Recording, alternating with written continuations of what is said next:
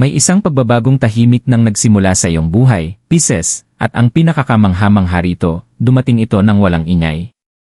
Walang dramatikong senyales, walang biglaang himala, walang anunsyo mula sa universo.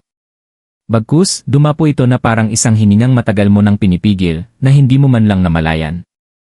Isang dasal na hindi mo kailanman binigkas ng malakas, narinig na pala.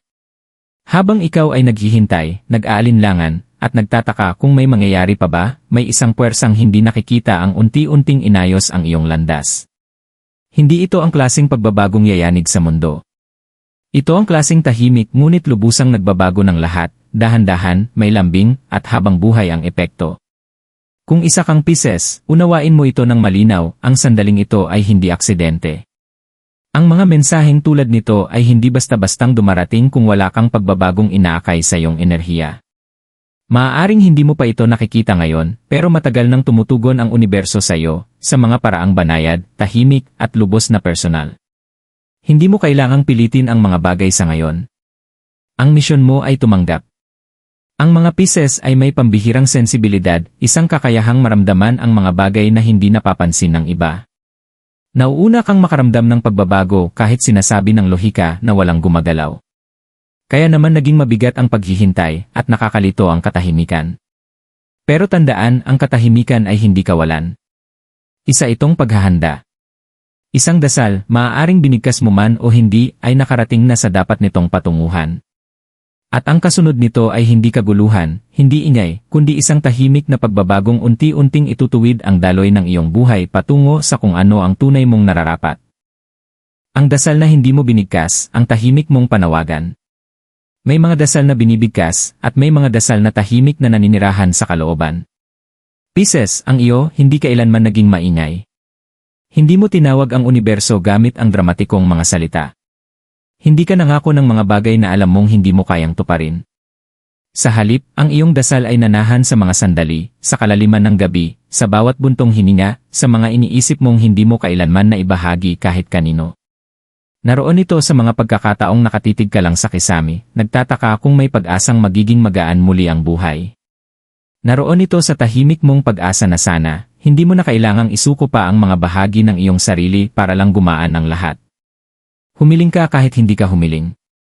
Umasa ka kahit hindi ka nanghingi. At ang ganitong klaseng panalangin may kakaibang kapangyarihan. Maaaring minsan ay naramdaman mong wala kang silbi, iniisip kung ang pananahimik mo ay katumbas ng kawalang kabuluhan. Pero ang universo, hindi tumutugon sa lakas ng boses, kundi sa katotohanan.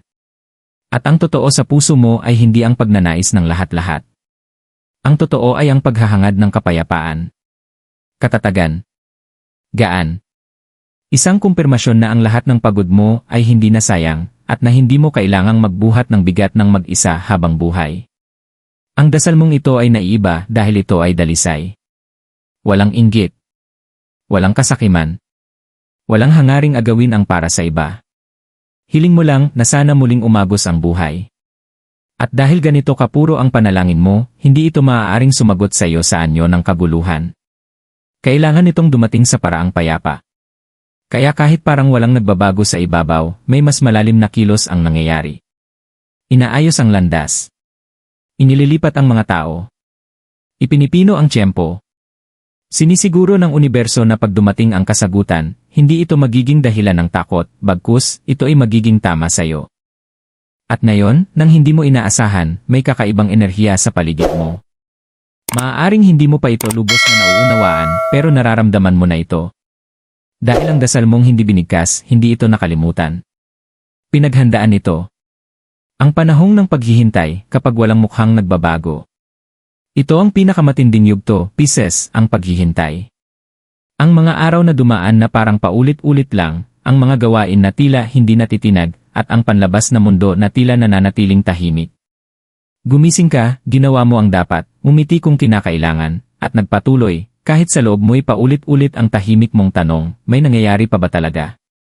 Ang paghihintay ay maaaring maramdaman na parang pagkalimot. Lalo na para sa'yo, na sadyang malalim kung magmahal at totoo kung umasa. Dumating ang mga sandaling nagsimula kang magduda sa sarili. Baka naisip mong masyado ka nang naghintay, masyado kang nagtiwala, o baka naniwala ka sa isang bagay na kailamay hindi naman talaga para sa'yo. Sinubok ng katahimikan ang iyong pananampalataya, higit pa sa anumang pagsubok. Pero ang hindi mo nakita ay ito, ang katahimikang iyon ay sinadya. Hindi ka pinaghintay ng universo para pahirapan ka, kundi para ingatan ka. Sapagkat kung naging mabilis ang lahat, baka nakapasok ka sa isang sitwasyong hindi pa buo, hindi pa matatag, o hindi na ayon sa kung sino ka na ngayon. Kaya sa halip pinabagal ng tadhana ang lahat. Ang yugto ng paghihintay na ito ay hindi parusa. Isa itong panahon ng pagpapatatag sa iyong kalooban. Pagtuturo ng pasensya nang hindi pinatitigas ang puso mo.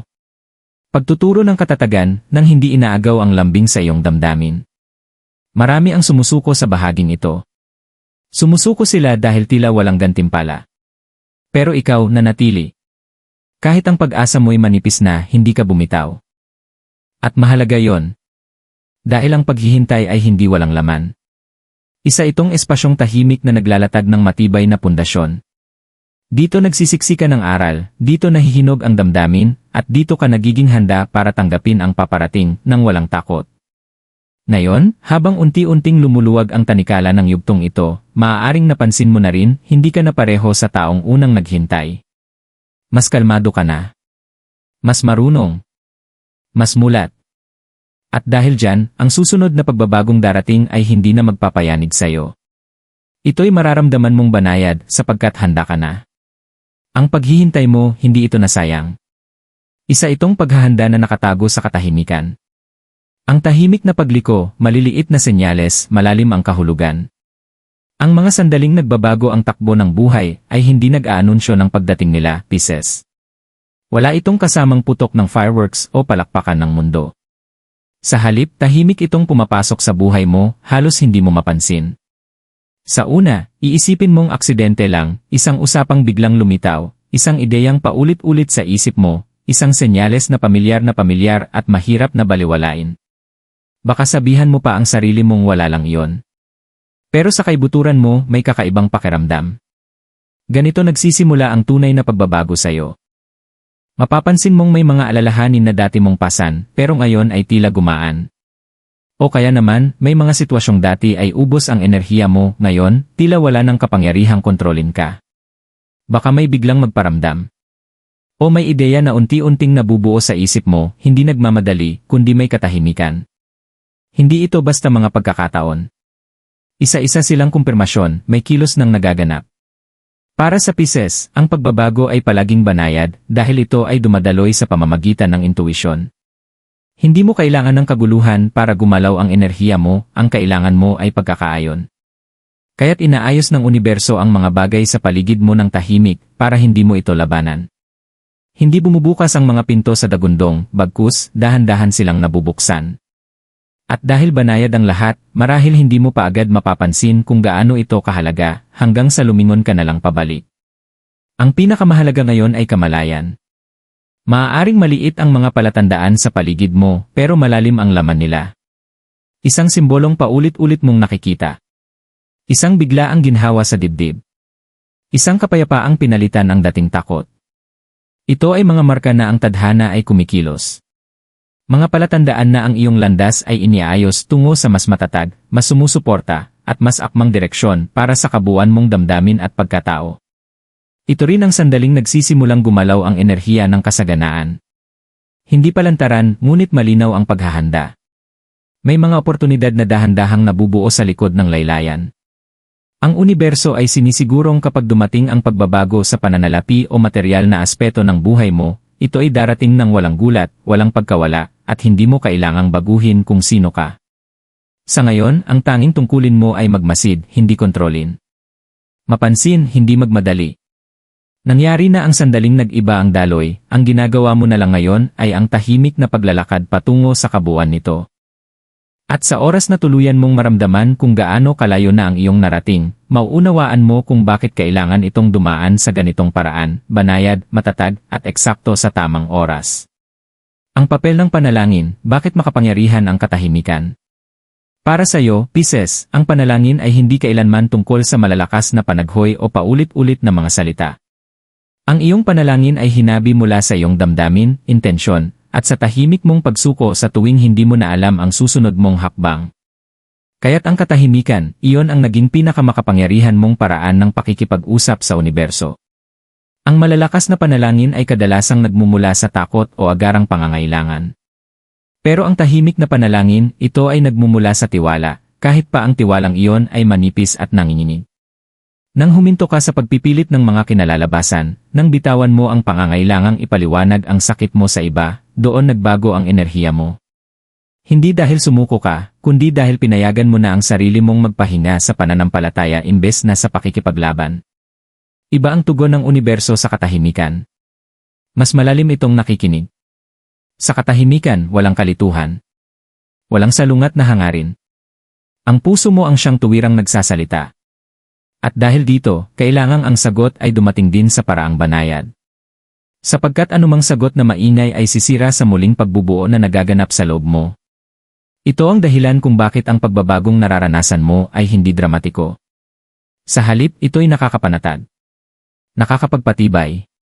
Parang unti-unti kang bumabalik sa sarili mong tahanan matapos ang mahabang pagkaligaw. Ang panalangin sa ganitong anyo ay hindi na lamang kahilingan, ito ay pagkakaayon. Hindi mo na hinihiling na magbago ang buhay, pinapayagan mo na lang itong dumaloy sa direksyong dapat talagang patunguhan. Bilang Pisces, may kakaiba kang koneksyon sa ganitong uri ng espiritual na wika. Ramdam mo kung kailan dapat magsalita at kailan dapat manahimik. At sa yugtong ito, ang katahimikan ay siyang nagbabantay sa iyong pag-unlad. Pinoprotektahan nito ang iyong enerhiya laban sa pagdududa, sa mga opinyon ng iba, at sa mga takot na hindi mo naman kailangang harapin. Sa katahimikan, ang bumubuo sa hinaharap mo ay lumalago, malaya, at walang hadlang. Isaisip mo ito, ang tunay na makapangyarihan ay hindi kailanman minamadali. At ang para sa iyo, hindi mo kailangang habulin. Ang panalangin mong inialay sa pamamagitan ng pagtitiis, pasensya, at tahimik na pag-asa ay tinanggap na. Ang kasunod nito ay hindi pagsubok kundi tugon. Magtiwala ka sa katahimikan. Igalang mo ito. Sapagkat sa loob ng kawalang ininay, may isang matibay na biyayang unti-unting nabubuo. At kapag dumating ito ng buo, hindi mo ito mararamdaman bilang isang dagok, kundi isang natural na pagdating. Parang palagi na talaga itong bahagi ng buhay mo. Nakatagong kasaganaan kapag tahimik na kumilos ang pera. Ang kasaganaan ay bihirang dumating sa paraang inaasahan ng karamihan. Para sa iyo, Pisces, hindi ito dumarating na parang bagyong biglang sisira sa pintuan ng buhay mo. Hindi ito may kasamang engranding selebrasyon o sobrang dami agad-agad. Dumarating ito ng dahan-dahan, halos parang nag-aalangan, na tila tinitingnan muna kung handa ka na bang tanggapin ito ng walang takot. Dahil ang uri ng kasaganaan na nalalapit sa iyo, hindi ito para gulatin ka. Ito'y para patatagin ka. Marahil napansin mo na rin, bago pa man ang anumang pisikal na pagbabago, may nangyayaring pagbabago sa loob mo pagdating sa pera. Mas kaunti ang pag-aalala. Mas kaunti ang pagkataranta. May tahimik na kumpiyansa na unti-unting pumapalit sa dating paulit-ulit na kaba. Ang panloob na pagbabagong ito ay mas mahalaga pa sa anumang numerong nakalagay sa iyong bank account dahil ito ang palatandaan na handa ka na. Bilang Pisces, may kakaiba kang koneksyon sa ganitong uri ng espiritual na wika. Ramdam mo kung kailan dapat magsalita at kailan dapat manahimik.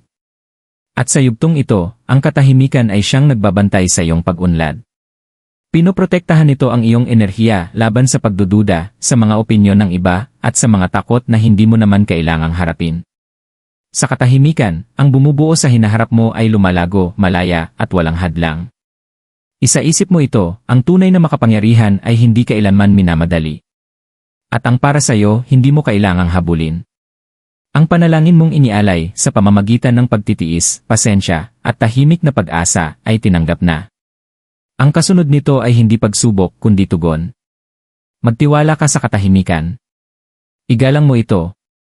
Sapagkat sa loob ng kawalang ininay, may isang matibay na biyayang unti-unting nabubuo. At kapag dumating ito ng buo, hindi mo ito mararamdaman bilang isang dagok, kundi isang natural na pagdating. Parang palagi na talaga itong bahagi ng buhay mo. Nakatagong kasaganaan kapag tahimik na kumilos ang pera. Ang kasaganaan ay bihirang dumating sa paraang inaasahan ng karamihan. Para sa iyo, Pisces, hindi ito dumarating na parang bagyong biglang sisira sa pintuan ng buhay mo. Hindi ito may kasamang engranding selebrasyon o sobrang dami agad-agad. Dumarating ito ng dahan-dahan, halos parang nag-aalangan, na tila tinitingnan muna kung handa ka na bang tanggapin ito ng walang takot. Dahil ang uri ng kasaganaan na nalalapit sa iyo, hindi ito para gulatin ka. Ito'y para patatagin ka. Marahil napansin mo na rin, bago pa man ang anumang pisikal na pagbabago, may nangyayaring pagbabago sa loob mo pagdating sa pera. Mas kaunti ang pag-aalala. Mas kaunti ang pagkataranta. May tahimik na kumpiyansa na unti-unting pumapalit sa dating paulit-ulit na kaba. Ang panloob na pagbabagong ito ay mas mahalaga pa sa anumang numerong nakalagay sa iyong bank account dahil ito ang palatandaan na handa ka na. Ito ay hindi bigla ang pag-angat. Ito ay isang ligtas na pag-akyat. At para sa tulad mong Pisces, ito ang klaseng kasaganaan na tunay na nagbabago ng buhay, hindi lang panandalian, kundi panghabang buhay.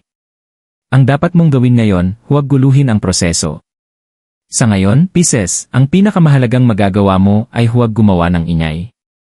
Hindi ito ang panahon para ipaliwanag ang mga plano mo, ipagtanggol ang mga inaasam mo, o humingi ng kumpirmasyon mula sa mga taong hindi kayang maramdaman ang nararamdaman mo.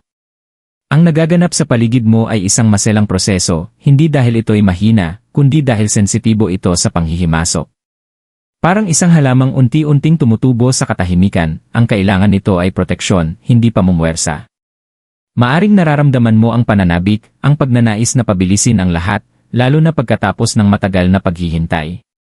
Pero labanan mo ang tukso ng pagmamadali. Ang pagmamadali ay kadalasang bunga ng takot, at ang takot ay sumisira sa pagkakaayon ng enerhiya. Ang proseso ay alam na ang patutunguhan nito. Ang papel mo ay manatiling kalmado, sapat para hindi mo maitulak ang sarili mong lumihis sa daloy. Maging mapagmatsyag sa mga pagdududang nagkukubli bilang lohika. Mga kaisipang gaya ng paano kung hindi ito gumana, o baka kailangan kong gumawa ng plan E, maaring dahan-dahang pinahihina ang tiwala mo. Wasto ang paghahanda, pero hindi ang pagkataranta. Hindi mo kailangang isipin ang bawat hakbang ng sobra-sobra. Ang nakalaan para sa iyo ay patuloy na lumalapit kahit pa ikaw ay nakahinto. Maging maingat rin kung kanino mo ibinabahagi ang iyong enerhiya. Hindi lahat ay kailangang makaalam ng mga inaasam mo. May ilang tao na, kahit hindi sinasadya, ay naipapasa ang kanilang mga takot sa landas mo. Sa pagkakataong ito, ang katahimikan ng iyong sandata. Pinapanatili nitong malinis ang iyong layunin at buo ang iyong focus. Ang yugto mong ito ay hindi tungkol sa pagsusumikap, ito ay tungkol sa pagkakaayon. Hindi sa paghabol kundi sa pagpayag. Nakinig na ang universo sa panalangin mo, hindi mo na ito kailangang ulitin. Ang paulit-ulit na panalangin ay tila senyales ng pagdududa. Sa halip, mamuhay ka na parang nasa proseso na ng pagsasakatuparan ang sagot, kahit hindi mo pa ito lubos na nakikita. Magtiwala kang ang katahimikan ay hindi katumbas ng pagkaipit. Isa itong estratehiya. At sa pagpili mong piliin ang kalmado kaysa kontrol, pananampalataya kaysa takot, binibigyan mo ng puwang ang mga huling piraso na kusa at maayos na bumagsak sa tamang lugar. Hindi kailangan ng proseso ang panghihimasok mo. Ang kailangan nito ay ang iyong pasensya. Bago ka tuluyang umusad, Pisces, huminga ka muna at tanggapin ang katotohanan na ito, hindi ka na naghihintay. Tapos na ang yugto ng paghihintay. Nagampanan na nito ang layunin nito. Ang nararamdaman mong katahimikan ngayon, kahit tila ordinaryo, ay bahagi na ng kasagutan. Dahil ang pagbabagong dumating sa iyo, ay hindi kailanman layong yayanigin ang buong mundo mo. Layunin nitong pagalingin ka. Hindi mo kailangan ng patunay ngayon. Hindi mo kailangang may garantiya o dramatikong senyales. Ang kalmadong unti-unti mong nararamdaman, iyon mismo ang kumpirmasyon. Ang pagkalma ng iyong isipan. Ang pagkawala ng takot sa bawat desisyon. Ang muling pagbabalik ng pag-asa nang hindi mo ito kailangang pilitin. Hindi ito maliliit na bagay. Ito ay mga palatandaan ng tunay na alignment. Ang tunay na pagbabago madalas ay hindi dumarating para ipag-inayan ang sarili.